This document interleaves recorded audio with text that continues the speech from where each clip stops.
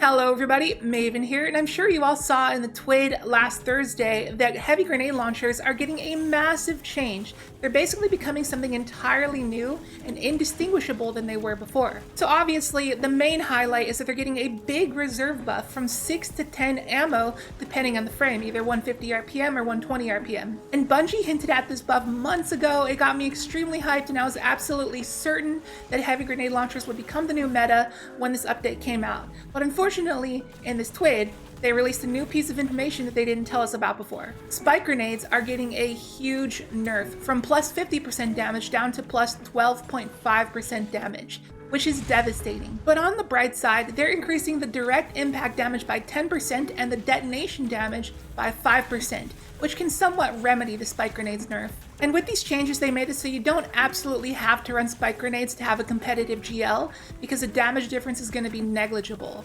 But there's no reason not to run spike grenades, since every grenade launcher you're going to run is going to have auto-loading holster. But on that off chance that you don't run auto-loading holster, then you can have something like alloy casing and have no shame about it. And speaking of shame, it's time for a shameless plug. A few days ago, I did this same kind of video, but on the rocket launcher update, so that we can figure out what the new best rocket launcher will be after the changes. And like I said in that video, some of you may bring up that the update isn't out yet until March 5th, so why am I making this video right now? Well, with a handy dandy little tool called a calculator, I'm sure one or two of you may have heard of it, we can figure out exactly how the GL buff will perform right now. Or at least we can get a give or take rough estimate of how they'll be right now, and then we'll compare them against rocket launchers to figure out which weapon type will truly be the best.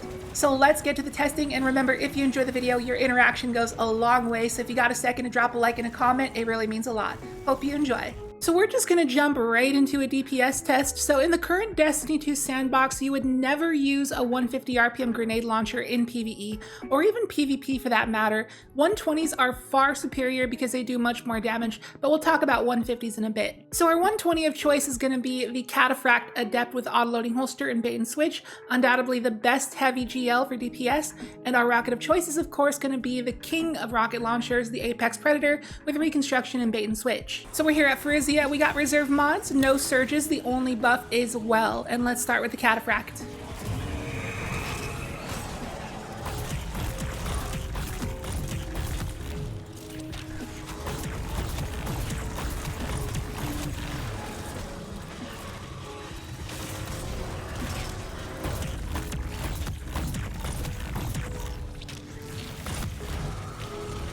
So we set the bar at 1.15 million damage, and before we calculate things, let's first move on to the Apex Predator.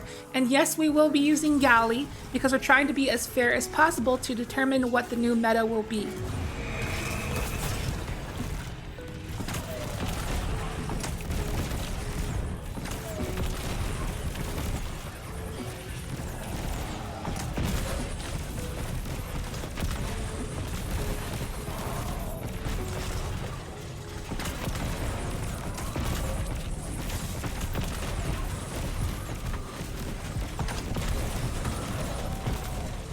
And we end up with 1.45 million, and now class, it's time to pull out our calculators. And disclaimer, if I calculate things out of order, I don't know if it will change the final result. I'm not a mathematician, but I'll try my best. Also, yes, I know there were the free primary shots to proc bait and switch, but that kind of offsets the fact that 2 shots aren't affected by bait and switch. So I know this won't be 100% accurate, but it'll be close enough for a good rough estimate for the sake of this comparison to determine the new meta. So Cataphract will presumably get 6 bonus reserves, which gives us 1.5 million damage.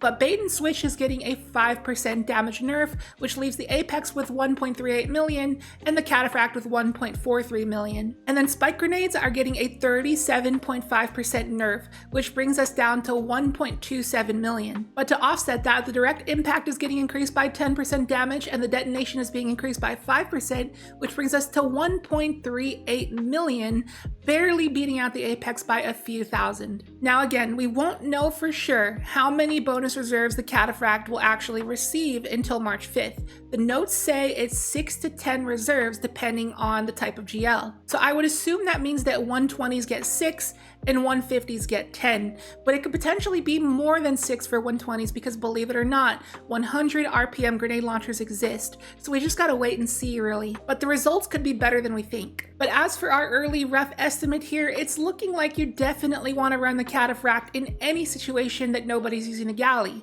But there's also an argument that you just always want to use the cataphract because of the fact that it can hold a ton of reserves, so one heavy brick will probably give you much more damage than a brick for a rocket launcher. And also you got to consider the fact that GLs don't need galley, so your designated galley person can just throw on a cataphract of their own and also do good DPS. So just with this alone, I believe GLs are the new meta. But we're not done yet. We still need to talk about 150 RPMs. So like I said, you would never use a 150 RPM over a 120 RPM. It's just a mistake. But after these changes, it might not actually be a bad idea because the 150s are getting an even bigger reserve buff. So our 150 of choice is going to be the Caraxes' Distress with Enhanced Reconstruction and Surrounded. So regular Surrounded gives you plus 40% damage, but when you enhance it, it does plus 47% damage. So let's give it a try.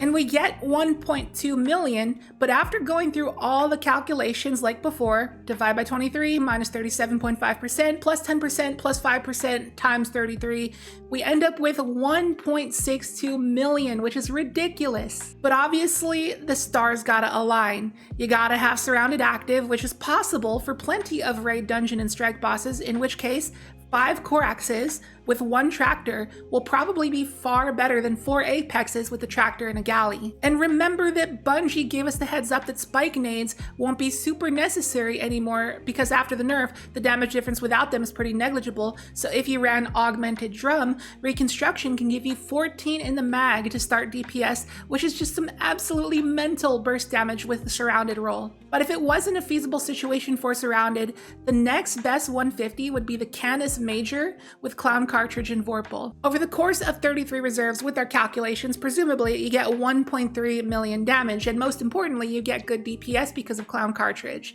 And the new Marsilian Sea can somewhat do the same thing. But all in all, it does appear that you get the most damage and DPS out of the Cataphract most of the time, but when Surrounded is easy to achieve, Corax is just mind-blowingly good. You just get nutty DPS for minimal effort. And this, my friends, is what appears to be the new meta. But the video is still not over yet because we need to talk about ad clear. Since GLs can hold so much more ammo, you can actually run ad clear rolls on them. I have done this before with the Tarnation, and I love the Tarnation. It can get enhanced field prep and chain reaction. And when you enhance field prep, you can hold even more reserves, but when you enhance chain reaction, for some weird reason, it also boosts your reserves. So you can hit the ammo hard cap of 24 without even needing a single reserve mod, which is awesome. And being able to hold 34 ammo with that after the buff is gonna make it a solid ad clear option. But there is a new kid in town. A GL that surpasses the Tarnation's ad clear potency, and that, of course, is none other than the Coraxes' Distress. Yes, it's back for more. This thing also gets chain reaction, but it just so happens to be in the left column, so you can pair it along with a damage perk or even something like Hatchling for even more ad clear potential. And that's what I'm using in the background gameplay. Chain reaction Hatchling plus unraveling rounds really makes this thing an ad clear monster. And since enhanced chain reaction increases your reserves, you can reach the ammo cap with this thing for just 1 reserve mod. But if you don't like Hatchling or you're not using this on Strand, then Pair Causal Affinity is a very solid damage perk. You can have a seemingly constant uptime of a 20% damage buff, but you can also pair Chain Reaction along with Surrounded like we went over earlier. So you can create this hybrid role of both ad clear and monstrous DPS. So you can have a multi-purpose grenade launcher for more situations. But when it comes to Grandmaster Nightfalls, where you're just running and gunning champions and you don't really have time to proc bait and switch or the means to proc Surrounded, I firmly believe that you're gonna want a grenade launcher that has explosive light. Orbs gonna be made left and right. You get those free boosted shots against champions where you don't need to do anything fancy. It boosts your explosive damage by 60%, which is roughly overall a 44.5% damage buff per shot. And it's great for that kind of content. So for 120s, the Wendigo or the Cataphract are the best explosive light GLs.